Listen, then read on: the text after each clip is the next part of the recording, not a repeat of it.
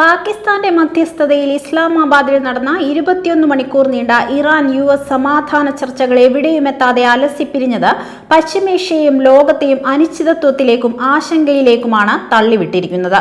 ചർച്ചകൾ തകർന്നതോടെ ഹോർമൂസ് കടലിടുക്ക് വിമോചിപ്പിക്കാനുള്ള സൈനിക നീക്കം ശക്തമാക്കുമെന്ന US പ്രസിഡന്റ് ഡൊണാൾഡ് ട്രംപിന്റെയും അങ്ങനെയുണ്ടായാൽ ശക്തമായി തിരിച്ചടിക്കുമെന്ന ഇറാന്റെയും പ്രഖ്യാപനങ്ങൾ രണ്ടാഴ്ചയായി തുടർന്നു പോന്നിരുന്ന ദുർബലമായ വെടിനിർത്തലിന്റെ അന്ത്യവും മറ്റൊരു ഭീകര യുദ്ധത്തിന്റെ ആരംഭവുമാണെന്ന ആശങ്ക വ്യാപകമാണ്. ഇറാനുമായുള്ള തുടർ ചർച്ചകളുടെ സാധ്യതകൾ തള്ളിക്കൊണ്ട് ഹോർമൂസ് കടലിടുക്ക് ഉപരോധം ഉടൻ ആരംഭിക്കുമെന്നാണ് ട്രംപിന്റെ പ്രഖ്യാപനം. ട്രംപിന്റെ ഭീഷണി അദ്ദേഹത്തിന്റെ പതിവ് വായാടിത്തത്തെയാണ് പ്രതിനിധാനം ചെയ്യുന്നത് എന്നതിന്റെ സൂചനകൾ ഇതിനകം പുറത്തു വന്നിട്ടുണ്ട്. ചരിത്രപരമായും സൈനികമായും യുഎസിന്റെ മുഖ്യ നാറ്റോ സഖ്യശക്തിയായ ബ്രിട്ടൻ ഹോർമൂസ് ഉപരോധത്തിൽ പങ്കാളിയാവില്ലെന്ന സൂചന പ്രധാനമന്ത്രി കെയർ സ്റ്റാർമർ നൽകി കഴിഞ്ഞു. സ്റ്റാർമറുടെ നിലപാട് വ്യക്തമാണ്.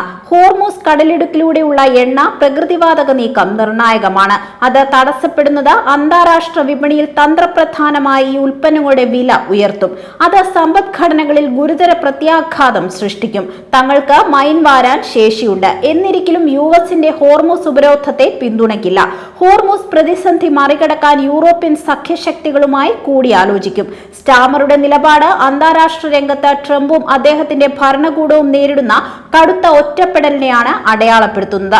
പശ്ചിമേഷ്യയിലെ യുഎസ് ഇസ്രായേലി നയങ്ങൾക്കും ഗാസയിലും ലെബനനിലും ഇറാനിലും തുടരുന്ന യുദ്ധത്തിലും ഇതര പശ്ചിമേഷ്യൻ രാജ്യങ്ങൾക്കും അവരുടെ താൽപര്യങ്ങൾക്കുമെതിരെ നടത്തുന്ന യുദ്ധങ്ങൾക്കുമെതിരെയുള്ള കെയർ സ്റ്റാർമറുടെ നിലപാട് പൊടുന്നനെ ഉണ്ടായതോ ഒറ്റപ്പെട്ടതോ അല്ല.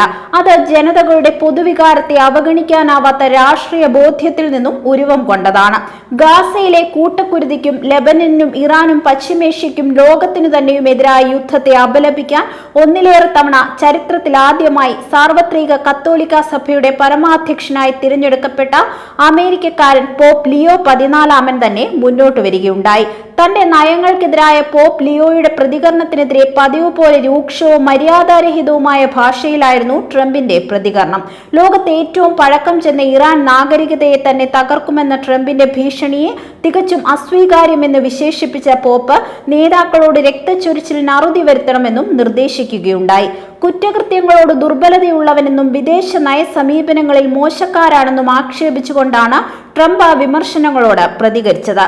താൻ വൈറ്റ് ഹൌസിൽ എത്തിയിരുന്നില്ലെങ്കിൽ ലിയോ വത്തിക്കാനിൽ എത്തുമായിരുന്നില്ല എന്ന് അവകാശപ്പെട്ട ട്രംപ് സ്വന്തം പദവിക്ക് തന്നെ അപമാനകരമായ പരാമർശങ്ങളാണ് പോപ്പിനെ കുറിച്ച് നടത്തിയത്. യുഎസ് ചരിത്രത്തിലെ ഏറ്റവും പ്രവചനാതീതമായ പ്രസിഡന്റായാണ് ട്രംപ് വിലയിരുത്തപ്പെടുന്നത്. ട്രംപിനെ അമേരിക്കൻ ഭരണഘടനയുടെ 1967 25ാം ഭേദഗതി നിയമമനുസരിച്ച് തൽസ്ഥാനത്തു നിന്നും പുറത്താക്കണമെന്ന ആവശ്യം വരെ രാജ്യത്ത് ഉയർന്നു കഴിഞ്ഞു. പ്രഖ്യാപിക്കപ്പെട്ട ഒരു ലക്ഷ്യം പോലും കൈവരിക്കാത്ത 6 ആഴ്ചയിലേറെ നീണ്ട യുദ്ധത്തിനു ശേഷമാണ് 2 ആഴ്ചത്തെ വെടിനിർത്തലിലൂടെ യുഎസ് ഇറാനുമായുള്ള സമാധാന ചർച്ചകൾക്ക് തയ്യാറായത്. യുഎസ് പ്രസിഡന്റ് എന്ന തന്റെ സ്വാധീനവും അധികാരവും ഉപയോഗിച്ച് ലെബനനെതിരായ ഇസ്രായേലി ആക്രമണത്തിൽ നിന്നും സയനിസ്റ്റ് ഭരണകൂടത്തെ പിന്തിരിപ്പിക്കുന്നതിൽ ട്രംപ് പരാജയപ്പെട്ടു. നെതന്യാഹുവിന്റെ പിടിവാശിക്ക് മുന്നിൽ പരാജയപ്പെട്ട ട്രംപിന് എങ്ങനെ ഫലപ്രദമായ ഒരു സമാധാന കരാർ നടപ്പാക്കാനാകുമെന്ന ലോകത്തിന്റെ സംശയം പ്രസക്തമാണ്. തന്റെ ഉറ്റ സുഹൃത്തായ ട്രംപിനെയും ഇന്ത്യയുമായി സഹസ്രാബ്ദങ്ങളുടെ നാഗരിക ബന്ധമുള്ള ഇറാനെയും സമാധാന ചർച്ചകളിലേക്ക് കൊണ്ടുവരുന്നതിൽ നമ്മുടെ സ്വന്തം വിശ്വഗുരു പരാജയപ്പെട്ടിടത്താണ് പാകിസ്ഥാൻ മധ്യസ്ഥ വേഷം എടുത്തണിഞ്ഞതെന്നത് ഇന്ത്യൻ നയതന്ത്രത്തിന്റെ പരാജയത്തെ കൂടിയാണ് അടയാളപ്പെടുത്തുന്നത്.